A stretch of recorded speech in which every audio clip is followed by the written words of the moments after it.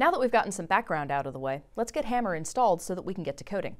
I'm going to demonstrate this on a Debian system, so if you're using OS X or another Linux such as Red Hat, you'll have to substitute the steps where I use apt-get for the equivalent steps with your own system's package manager. The first step is to install the tools you need to get the Hammer source code and build it.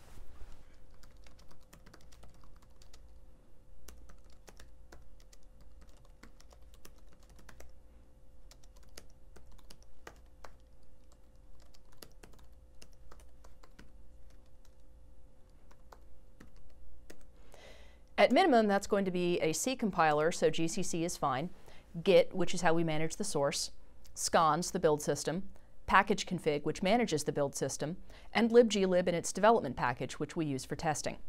On OS X, you're actually going to need to install Xcode, which you can download from Apple's website, and then you can get Git, Scons, and libglib from Homebrew or Mac ports, whichever you prefer. Next, pull down a copy of the source code from GitHub.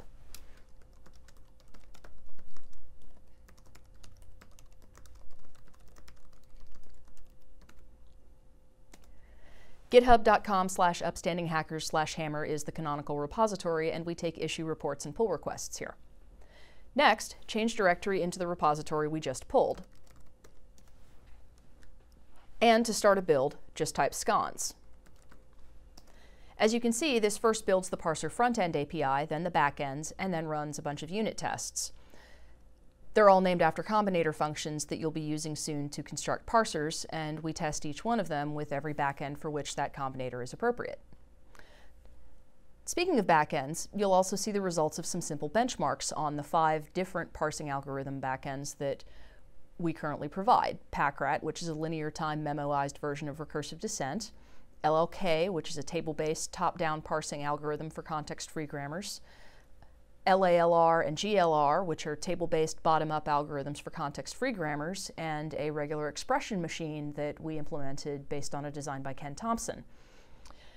Now to install Hammer system-wide so that you can easily include it in code you write, type sudo scons install, and this will put the include files in user local include Hammer and the library binaries in user local lib.